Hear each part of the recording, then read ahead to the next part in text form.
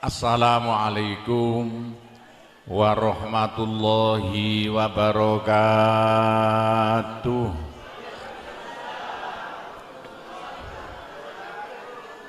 Bismillahirrahmanirrahim.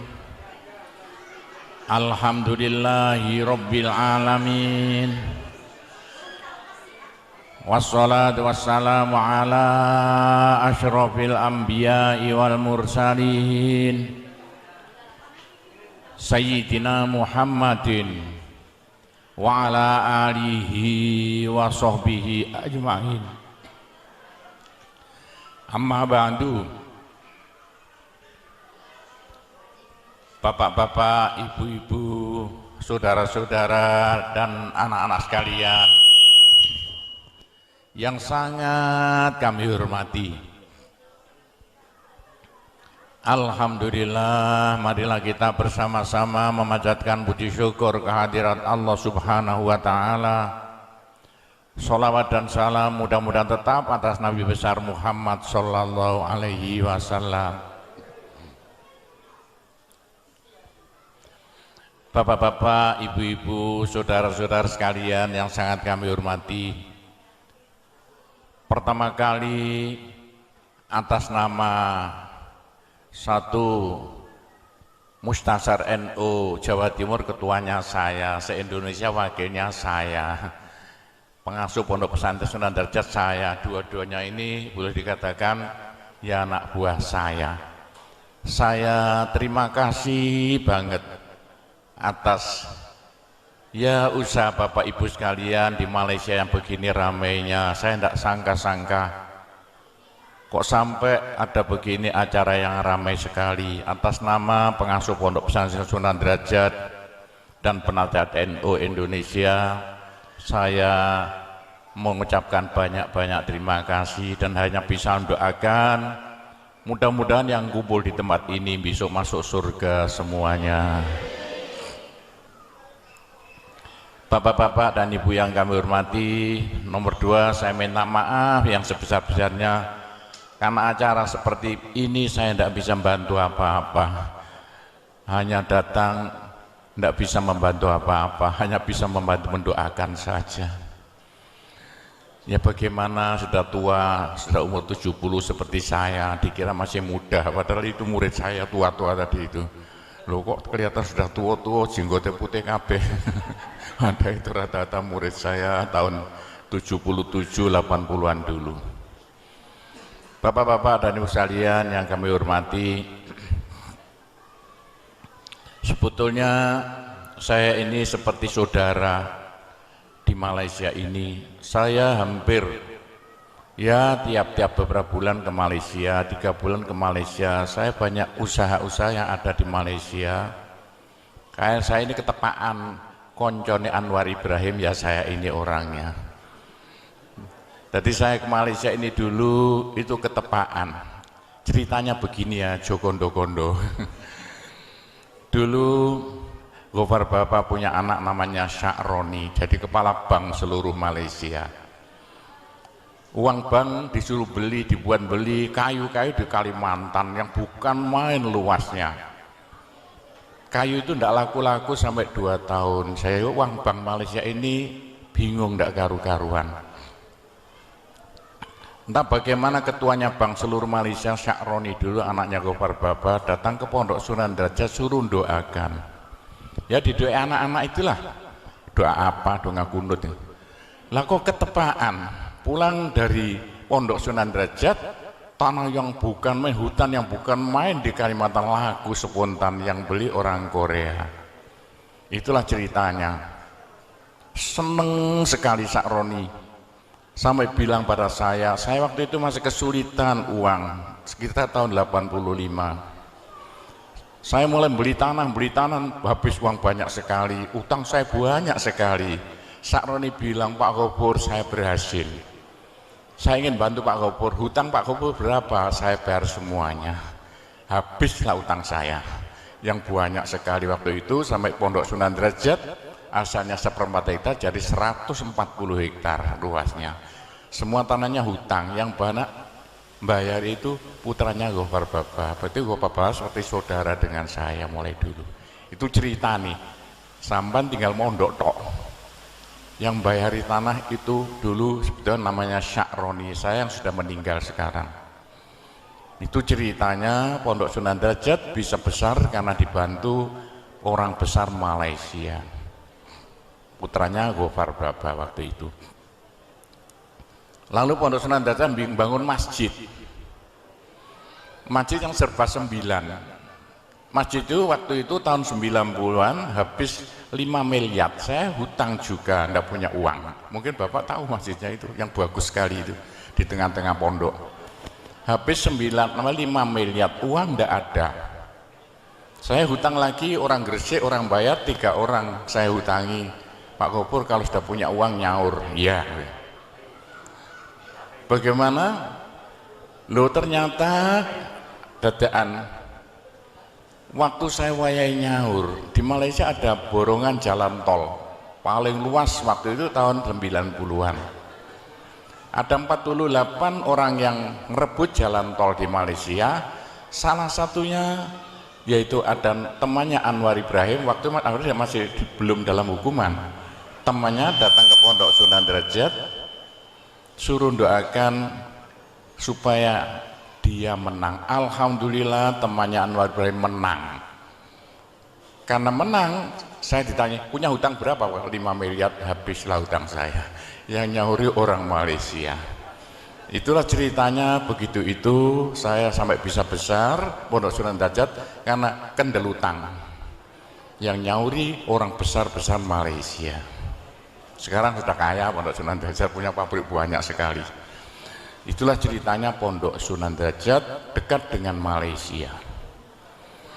Bapak-bapak, Pondok Sunan Derajat pondok tertua di Indonesia. Pondok Sunan Derajat dibangun tahun 1460-an, sudah umur 600 tahun. Pondok Jombang baru 100 tahun, Pondok Sunan Derajat sudah 600 tahun. Pondok Sunan Derajat itu satu-satunya peninggalan Wali Songo yang masih ada. Wali Songo yang paling Wali Songo dulu bikin pondok jumlahnya 9, tapi yang 8 sudah habis. Tinggal kuburan.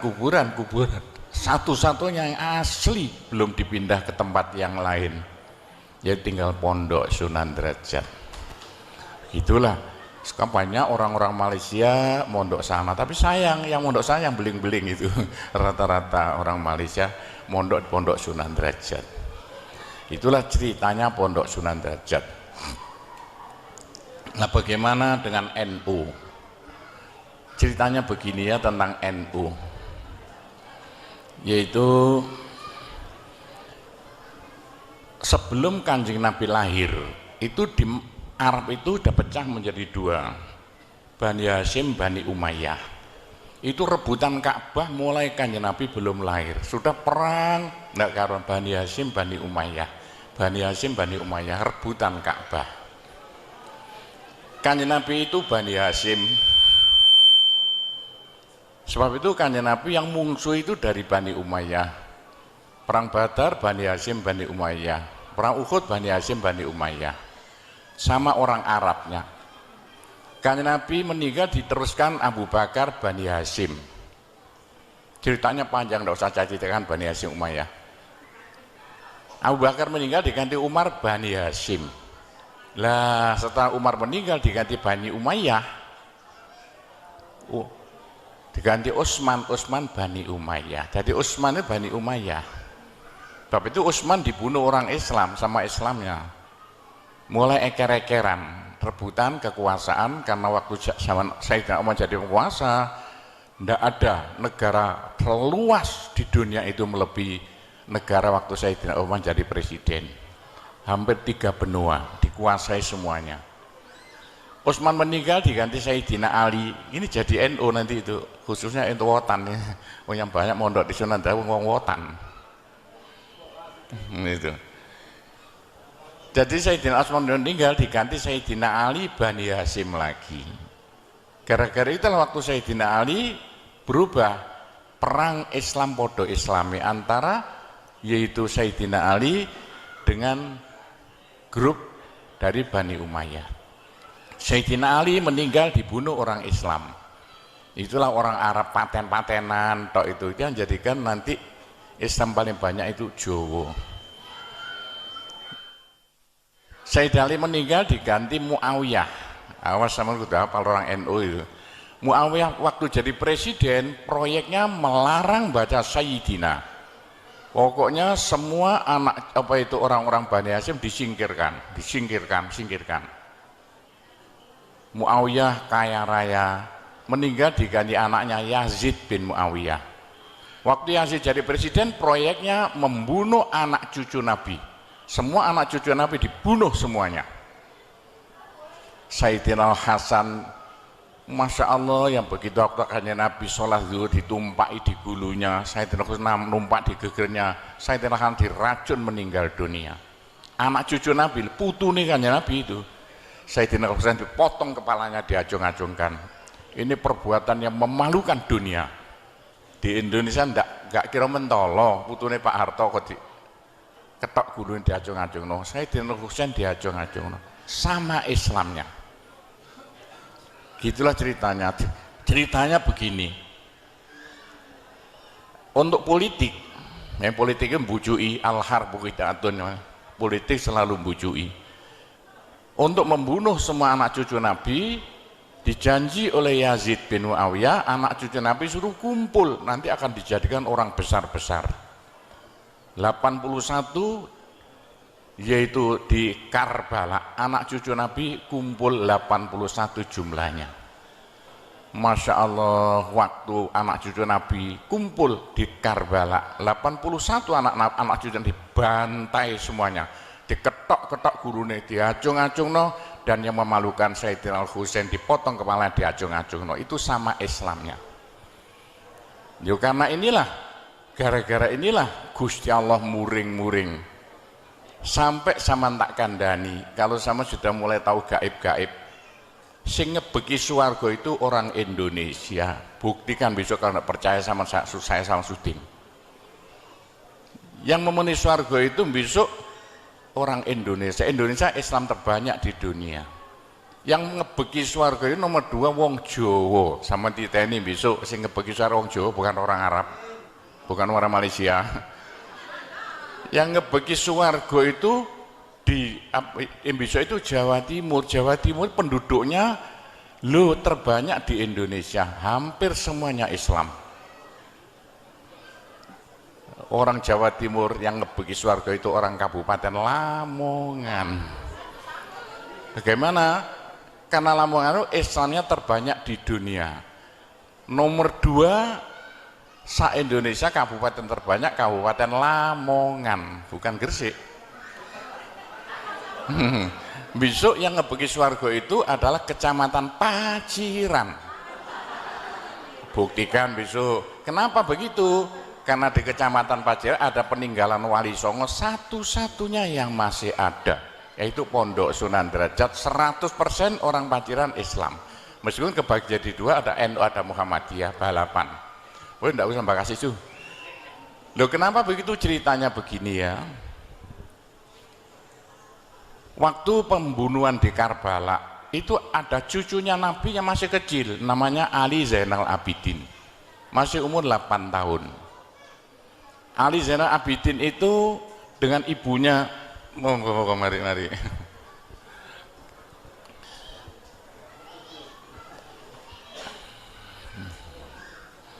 Ali Zainal Abidin itu dengan ibunya yang kurus sudah mau meninggal dunia. Yang disuruh membunuh Ali Zainal Abidin yang baru umur 8 tahun, gak tego, gak mentolo begitulah. Lalu Ali Zainal Abidin itu dilarikan, waktu itu masih umur sekitar 8 tahun, dibawa ke Turki. Saya dipanggil ke Turki, tadi malam saya dipanggil ke Turki. Saya insya Allah akan datang ke Turki karena ada urusan ini. Semalam saya rembukan dengan Anwar Ibrahim, saya diajak ke Turki. Nah, di Turki itulah cucu Nabi yang tinggal 1, semua dibunuh. Yang bunuh siapa? Bani Umayyah. Lalu oleh Sultan Muhammad, cucu Nabi yang masih kecil seperti anak Emoto ini, umur 8 tahun. Diramut sembuh, disingit no karo orang Jawa di Rusia, di desa namanya Samarkand. Di Samarkand itulah, sama harus tahu Samarkand, besok-besok kapan sana. Cucu Nabi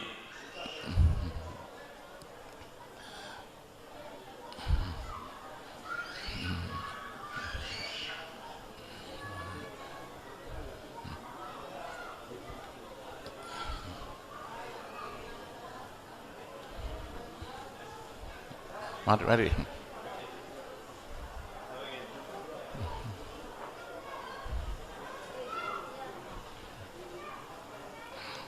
Saya dengar orang NU kalau tahu ceritanya ber-NU bodoh. Yang bicara penasihat NU se-Indonesia, ya saya ini orangnya. Dengarkan, oh NU itu asalnya dari apa? Ya. Waktu itu Ali Zainal Abidin disingit di perbatasan Rusia namanya desa Samarkand. Samarkandi itu. Disitulah Ali Zainal Abidin punya anak lagi, punya cucu lagi. Cucunya Ali Zainal Abidin namanya ikut kapalnya Cheng Ho, namanya Syekh Jamaluddin. Ikut kapalnya Cheng Ho masuk Pulau Jawa. Waktu kerajaan Mojopahit pelabuhannya masih di Tuban. Syekh Jamaluddin itu harus tahu satu-satu cucu Nabi yang masuk Pulau Jawa pertama kali. Di Arab habis bilang Sayyid, saya syuting tidak bisa bicara kok bisa Sayyid sama itu dari mana? Oh yang Sayyid yang rata-rata itu orang Jawa. Saya tahu ceritanya lengkap, punya bukunya itu. Sampai saya ambil di negara Belanda sana, bukunya semua diambil Belanda dulu itu. Sama harus tahu, Syekh Jamaluddin itu bikin rumah di Tuban, di Kecamatan Jatirogo, Desa Jambi. Tiap hol pasti saya. Holnya tanggal 15 Ramadan, tanggal 15 Sakban. Itu pesarnya anak cucu Nabi yang pertama kali masuk Pulau Jawa. Nama siapa namanya? Syekh Jamaluddin.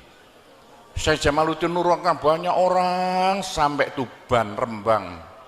Itu Bojonegoro anak cucu Syekh Jamaluddin.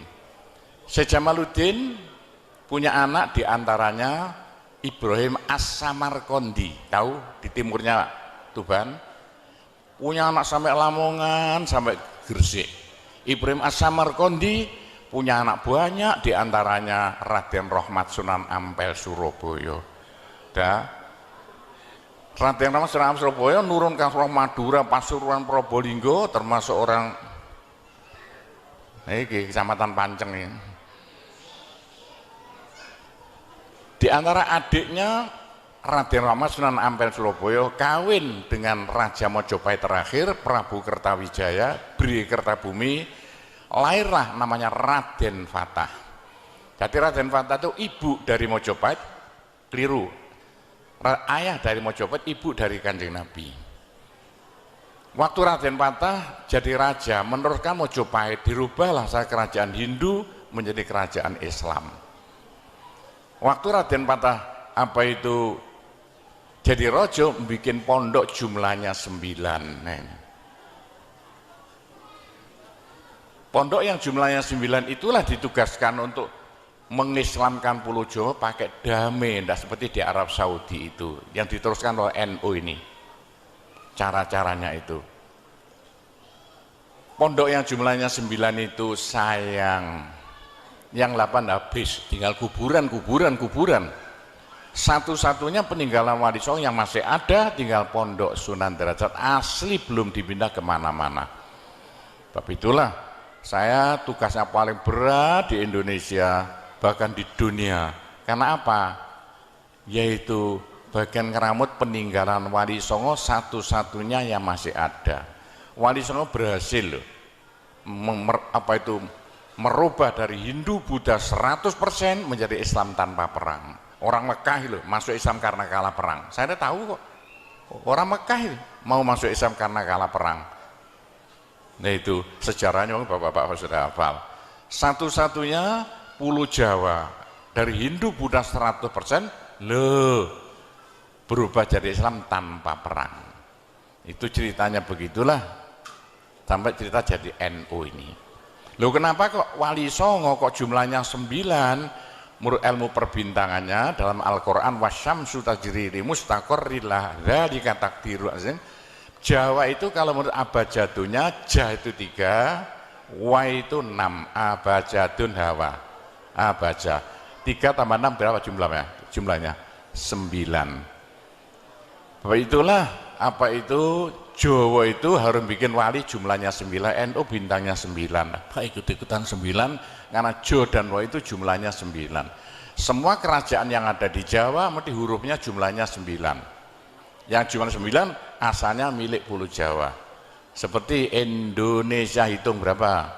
9. Pancasila berapa? 9. Mojopahit berapa? Siliwangi berapa? 9. Sriwijaya berapa? 9. Semuanya 9. Mojopahit jumlahnya 9. Singosari jumlahnya semua 9. Termasuk 9 apa? Malaysia 9 jumlahnya. Malaysia 9. Kurang 1 apa 9 itu? Bapak-bapak dan ibu sekalian yang kami hormati, itulah caranya dulu Wali Sembilan bikin pondok-pondok yang jumlahnya 9 bisa merubah Hindu Buddha tanpa gegeran menjadi Islam yang proyeknya harus sama teruskan, bukan pakai politik. Pondok Sunan tidak boleh ikut-ikutan politik. Pakai apa? Pendidikan. Caranya tiap ada susah-susah kumpul satu kampung diajak tahlilan. Ada senang-senang kumpul satu kampung diajak sholawatan. Itu caranya 9 wali dulu yang di Arab Saudi tidak ada. Begitulah ceritanya, garis besarnya caranya begitu. Loh karena waktu mojo apa itu kerajaan Demak buyar, Indonesia rebutan tidak karu-karuan supaya Indonesia jadi satu nusa satu bangsa. Gusti Allah datangkan Belanda. Belanda didatangkan untuk suatu nikmat bagi bangsa Indonesia. Kalau tidak Belanda tidak datang, tidak mungkin Indonesia dapat nikmat. Nikmat apa? Indonesia yang pecah belah jadi bukan main banyaknya kerajaan-kerajaan. Loh, setelah tahun 45 Belanda dikalahkan oleh Amerika, Indonesia menjadi satu nusa satu bangsa. Sebetulnya yang menjadikan Indonesia satu nusa itu Belanda. Belanda lari, dikejar-kejar oleh tentara dari Jepang, dari Amerika.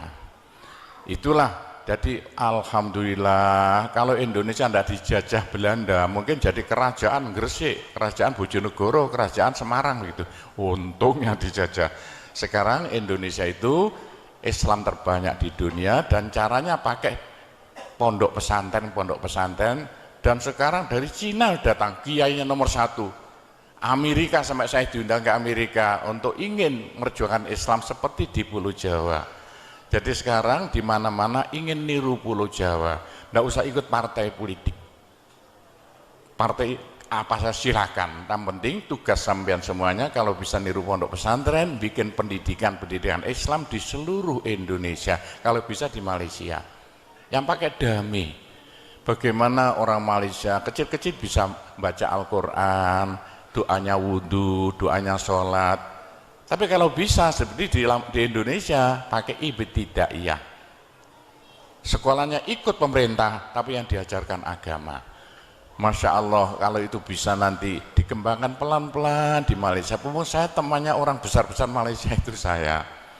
Nanti boleh asal damai, tidak usah kere-keran. Bagaimana caranya? Insya Allah nanti kalau bisa akan menjadikan orang Malaysia besok seperti Pulau Jawa. Menuhi surga. Itulah cerita garis besarnya asal usul NU yang sekarang dilantik di sini, asal usul Pondok Sunan Derajat, yaitu ceritanya hanya begitu, itu garis besarnya. Mungkin Bapak Ibu tanya saya, karena saya itu bagian dongo di NU itu tentang urusan dongo sing paling mandi untuk cari uang, nggih Bu nggih. Wah ini gue mau tak ulangi. Wong sampai kere ku saking gobloke. Lah Gusti Allah nantang sampean ud'uni astajib lakum, mintalah padaku saya beri. Tuhan tidak akan melayani janji. Siapa yang minta pasti diberi. Doa paling mandi itu sebetulnya satu pakai Al-Quran, dua pakai zikir. Al-Quran itu singkatan kitab sak jagat.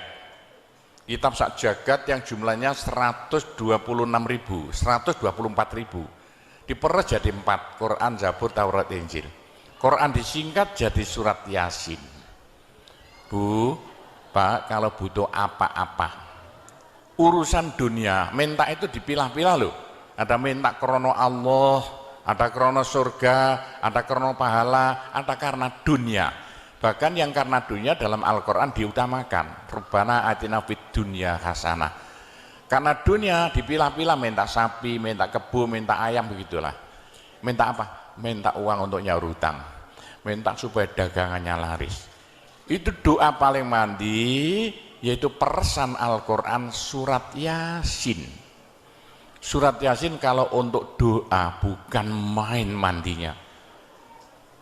Tapi kalau urusannya bukan main besarnya, Saman baca berulang kali sampai 41 kali. Ada rahasianya itu.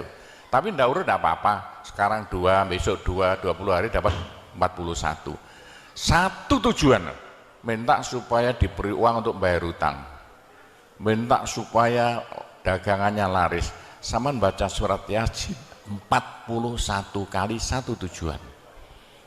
Kalau tidak mampu, kumpulkan ibu-ibu, diberi makan semuanya, suruh baca surat Yasin, tiap satu orang 2 kali, orangnya 20, atau satu orang 4 kali, orangnya 10, atau satu orang sekali, orangnya 41, kan sudah. Tapi diberitahu loh terang-terangan, Bu, ini terang-terangan saya minta Saman baca surat Yasin untuk saya supaya bisa nyaur hutang, ya. Saya supaya laku punya suami, kalau siapa yang tidak payah-payah lagi, itu caranya begitu, gak payah-payah rabi, caranya begitu. Temu gak pangkatnya 41 kali, satu permohonan.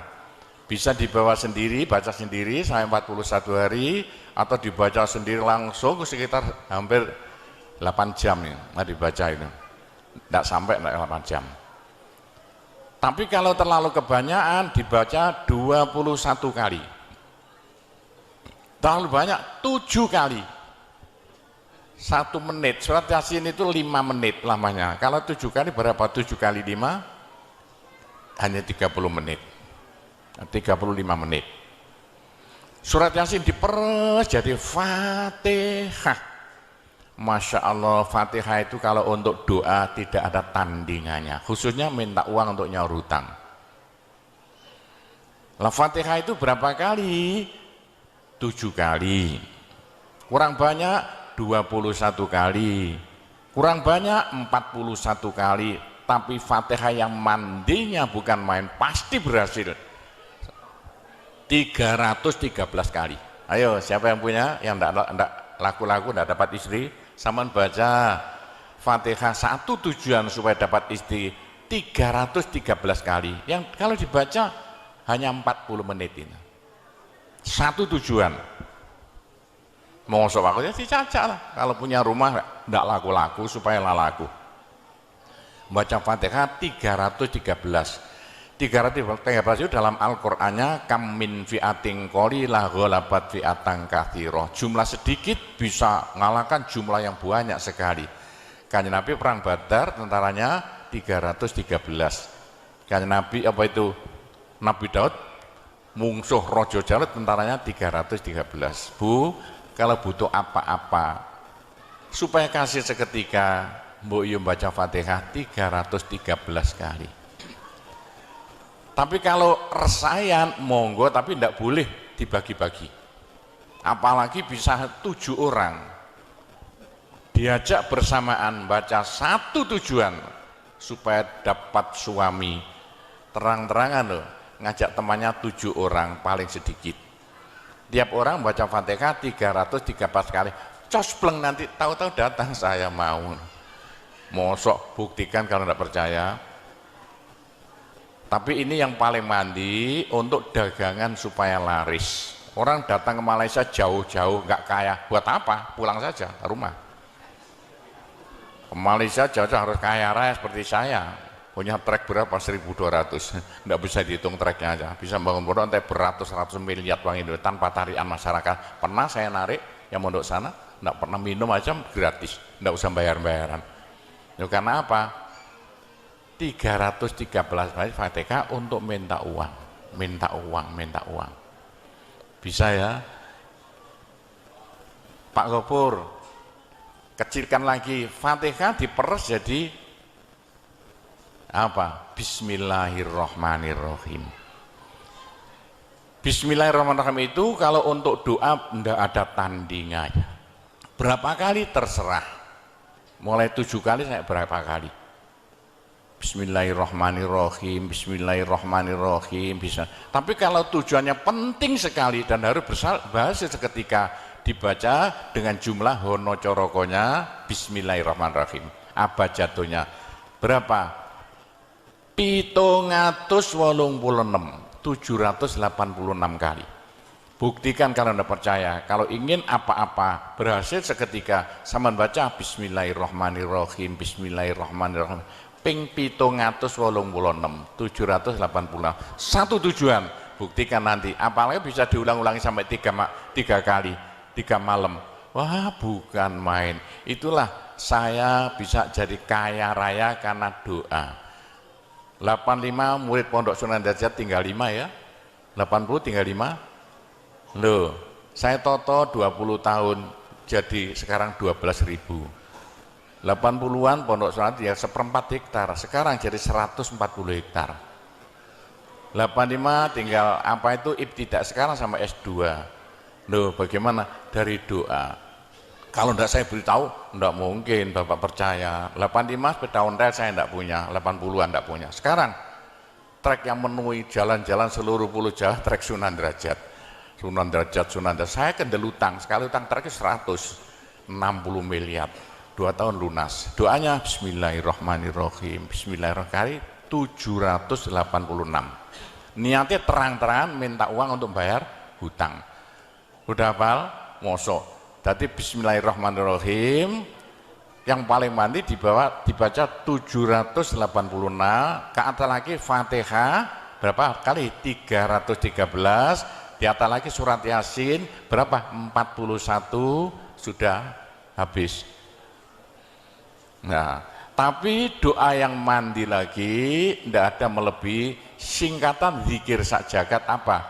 La ilaha illallah, la ilaha illallah dalam Al-Quran jelentreh, dalam hadis jelentreh sekali. Jadi siapa yang sial? Ayo sial, apes dari wong Jawa. Ndak ada orang melarat ngungkuli seperti wong apes, ngene gak tepak ngono, gak tepak ngono, gak tepak. Untuk menghilangkan sial paling cepat la ilaha illallah, la ilaha illallah. Sama coba lah hilang sialnya. Tapi sebaliknya nekakno bejo sing paling luar biasa, ndak ada melebihi la ilaha illallah, la ilaha illallah. Yo sapa sing ingin bejo ojo leren-leren zikir la ilaha illallah, la ilaha illallah lah, gampang lah. Tapi yang paling penting untuk akhirat, ayo siapa yang tidak akan masuk neraka, jangan berhenti berzikir la ilaha illallah, la ilaha illallah dalam hadis Nabi loh. Semua dosa itu tidak akan bisa bertahan, pasti hancur karena dipules la ilaha illallah. Berapa banyak dosa sampean kalau zikir la ilaha illallah bagaikan batu dipules lender, krepes, krepes, krepes. Ayo sing dosane akeh sapa? Nah, kalau koyo opo, saya intelnya polisi di bidang narkoba itu saya di Indonesia ini. Mulai zaman dulu. Ayo, bagaimana? Orang nakal itu akan sembuh nakalnya kalau tidak berhenti zikir la ilaha illallah, la ilaha illallah. Siapa yang nakal? Senangannya minum pil koplo. Kenapa Malaysia, bahasa Malaysia apa itu? Itu ganja. Tapi kalau ingin cepat sembuh ya, caranya begini ya. Sama zikir la ilaha illallah, sekali zikir saambekan. La ilaha illallah. Terus sama tarik nafas, serut begitu. Menurut ilmu alam, kalau sama zikir la ilaha illallah, dari mulut sama keluar aura-aura bion-bion yang tidak akan bisa hilang sampai ribuan tahun, sampai jutaan tahun.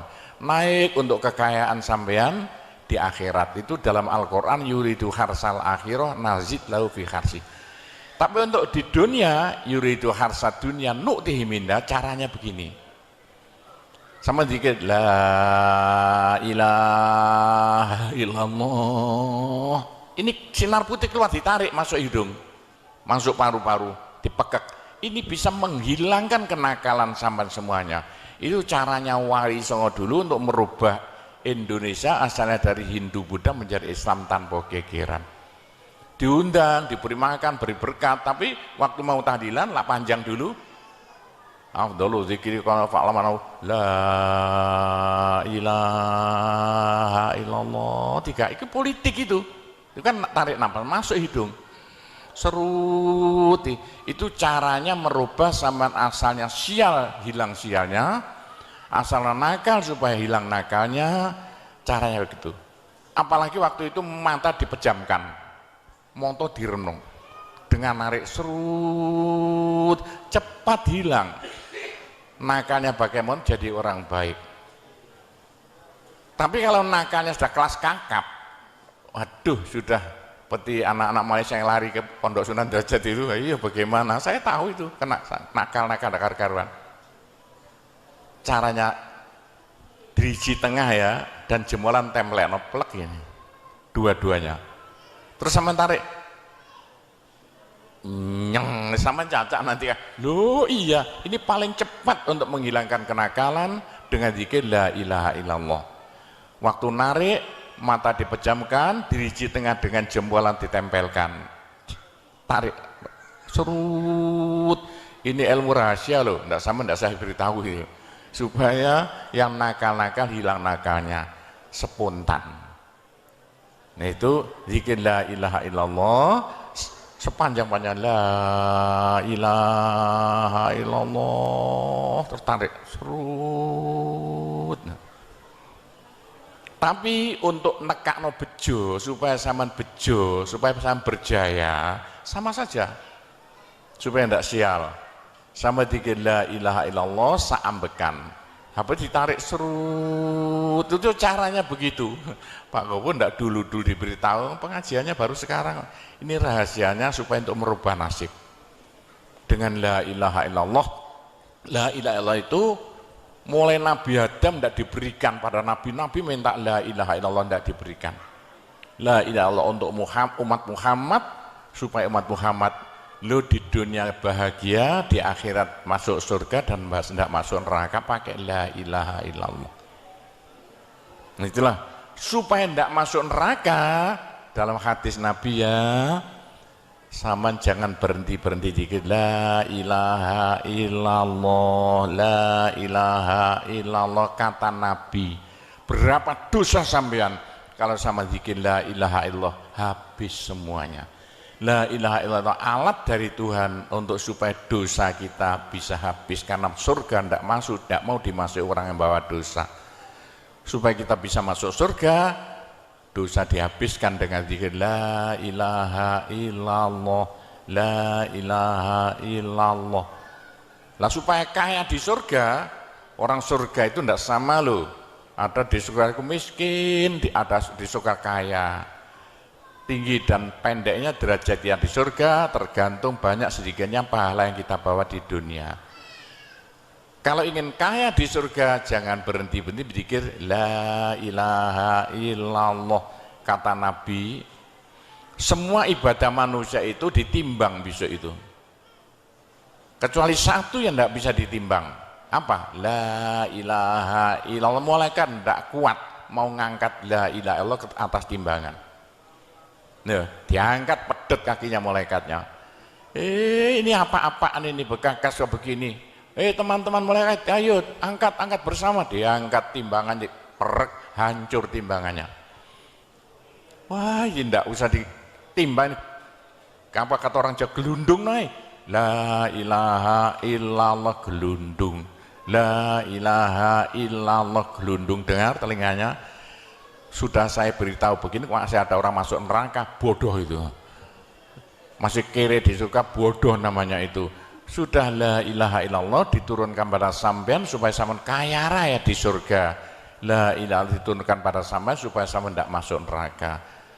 Dah terakhir, tinggal satu terakhir, saya suruh ngomong tidak boleh panjang-panjang, nanti masih tunggu terakhir, tapi saya ngulangi doa saja. Pokoknya begini ya, orang sampai gagal saking bodohnya, orang sampai kiri saking bodohnya. Nah kok begitu? Tuhan mantap, ud'uni astajib lakum. Manusia mintalah padaku, saya beri. Tuhan tidak akan melayani janji. Doa paling mandi persan Asmaul Husna yaitu fala zikrullah akbar. Zikir Allah, Allah, Allah. Tiap 66 kali sama minta. Tiap 66 kali sama minta. Mintanya bahasa Jawa saja. Ya Allah, muga-muga paringi jodoh sing sae kangge kula nek cara Jawa lho. Ya Allah, mudah-mudahan ada yang mau jadi suami saya. Allah, Allah, tiap 66 kali minta. Ya Allah, mudah-mudahan laku mahal rumah saya kalau mau jual rumah. Allah, Allah, tiap 66 kali minta. Ya Allah, mudah-mudahan beri uang untuk bayar hutang saya lah, gampang. Jangan berhenti siang dan malam, khususnya habis sembahyang, apalagi tengah malam, odok-odok Gusti Allah. Gusti Allah janji dalam Al-Quran, siapa yang minta pasti diberi. Doa paling mandi fala zikrullah akbar. Zikir Allah, Allah tiap 66 kali minta. 66 dari apa Pak Kopo? Dari Allah itu terus alif lam ha. Alif kan 1, lam 30, apa jatuhnya? Lam 30 hak 5, berapa? 66. Orang kalau mau zikir Allah 66 kali semau mulutnya. Begitulah ceritanya. Apa itu doa-doa yang saya ajarkan, gampang Bu ya. Orang haid boleh, daripada ndak boleh sholat, ndak boleh zakat. Menurut pendapat saya, orang haid zikir la ilaha illallah boleh. Meskipun ulama perselisihan, tapi kalau ikut saya boleh. Saya punya dasarnya. Orang haid kalau baca Allah, zikir Allah, Allah tiap 60 menit tak boleh. Daripada ndak boleh sholat, ndak boleh puasa, lebih baik baca doa Allah, Allah tiap 66 kali minta. Pak, saya beritahu ya, jangan bilang-bilang. Kalau saya ndak berhenti zikir Allah, Allah tiap 66 kali sampean minta. Bagaimana dalam hati sama ini asalnya sama nakal, hilang, sedikit-sedikit hilang. Sekarang mondok di Sunan Data itu saking nakalnya. Ayo dari Malaysia mondok saking belinge. Saya tahu gak ada yang melarikan diri dari penjara Pak, masuk pondok. Saya disingit no ya. Kayak tutup-tutup di pondok Sunan Derajat. Tapi kalau mau zikir Allah, Allah tiap 66 kali minta sembuh. Bu, kalau sama terus-terusan zikir Allah, Allah tiap 66 kali minta, sampai malah senang Allah. Dalam hati senang Tuhan, senang Allah. Senang bukan mulut tuh hati. Kalau senang sama senang Allah, sama jadi walinya Allah. Kalau sama diangkat jadi walinya Gusti Allah, besok ndak ada neraka, ndak ada siksa, sekali mati langsung masuk surga. Siapa itu? Kekasih Allah, waliullah. Pak Gopur, bagaimana supaya bisa jadi walinya Allah? Jangan berhenti. Bagaimana caranya supaya sampai disenangi Allah? Bagaimana supaya saya disenangi Allah? Bagaimana supaya saya senang pada Allah? Bagaimana supaya saya senang Allah? Jangan berhenti minta uang. Dengan zikir Allah, Allah tiap 66 kali minta. Agak panjang dikit supaya merasuk. Allah, Allah tiap 66 kali minta. Ya Allah, mudah-mudahan laku mobil saya. Kayak mau ingin jual mobilnya. Bisa ya? Oh, sudah, nanti masih ada caranya banyak. Saya disuruh cerita-cerita ya sedikit tentang urusan itu, tanpa cerita doa-doa saja. Saya ulangi lagi, saya terima kasih banyak loh di Malaysia. Lu kok diadakan acara seperti ini acara bukan urusan politik, urusan bagaimana supaya kita besok sama-sama masuk surga semuanya. Nah itulah dengan cara-cara Pondok Sunan Derajat, karena peninggalan Wali Songo tinggal satu Pondok Sunan Derajat. Caranya damai. Tidak ada urusan ikut-ikutan politik, coblosan persis dan tidak ikut-ikutan, silakan. Pondok tidak mau ikut-ikutan, tidak siapa. Ini tapi saya banyak teman-teman orang-orang besar di Malaysia. Ketepaan bukan urusan politik, bukan urusan apa? Urusan suwuk yang bilang-bilang. Suruh nyuwuk kok bagaimana orang-orang besar itu. Dan entah ya kalau orang Malaysia kok sembuhan nih, yang sakit mau mati sembuh lagi itu banyak sekali begitu. Itu urusan suwuk jelas, bukan urusan politik. Saya tidak ikut-ikutan, hanya ketepaan. Saya dulu temannya Anwar Ibrahim. Mulai dulu itu temannya Gofar Baba. Jadi ketepaan saya selalu dipanggil ke rumahnya urusan suwuk. Nah itulah, begitulah ceritanya. Saya hanya bisa mendoakan saja ya. Saya doakan bahasa Jawa saja ya. Ya Allah, muga-muga sing kempal tembriki sedaya dados keluarga ingkang gemah ripah loh jinawi. Gampang sandang pangane, seger kuwarasan awake. Selamat donya akhirate, di sepuro kabeh dosane, gampang rezekine, adoh belaine, akeh duwike, rukun kali tangga kiwa tengene, subur kabeh tandurane, lunga kabeh penyakite, laris kabeh dagangane, lancar kabeh penggaweane. Ya Allah, muga-muga ingkang kempal mriki benjing gruduk-gruduk bareng-bareng mlebu swarga sedaya. Pun tambahi donga sugih dhuwit mawon. Bismillahirrahmanirrahim. Alhamdulillahirabbil alamin wassalatu wassalamu ala asyrofil anbiya wal mursalin sayyidina Muhammadin walhamdulillahirabbil alamin. Allahumma inna nas'alukal afiyah fid dini wad dunya wal akhirah. Allahumma yassir umurana kullaha wassahhil umurana kullaha wa la tu'assir alaina. Allahumma ya muhawwilal ahwal hawwil halana ila ahsanil ahwal bi haulika wa quwwatika ya kabir ya muta'al ya aziz ya mifdul. Allahumma ja'alna wa iyahum min ibadika wa iyadika wa jiwarika wa amanika wa hizbika wa kanafika min syarri kulli syaitonin wa sultanin wa insin wa jannin wa baghin wa hasidin wa sabu'in wa hayatin wa akrab wa min syarri kulli dabbatin anta akhidhum binasiyatiha inna rabbi ala siratul mustaqim. Rabbana anzil alaina ma'idatan minas sama takunu lana aidan li awwalina wa akhirina wa ayatan minka warzuqna wa anta khairur raziqin warzuqna wa anta khairur raziqin warzuqna wa anta khairur raziqin. Rabbana atina fid dunya hasanah wa fil akhirati hasanah wa qina adzabannar wa sallallahu ala sayyidina Muhammadin walhamdulillahirabbil alamin. Saya cukup sekian saja, mudah-mudahan manfaati untuk Bapak Ibu sekalian semuanya. Bila mana ada salahnya saya hanya mohon maaf sebesar-besarnya. Kami akhiri wabillahi taufik wal hidayah waridho wal inayah. Wassalamualaikum warahmatullahi wabarakatuh.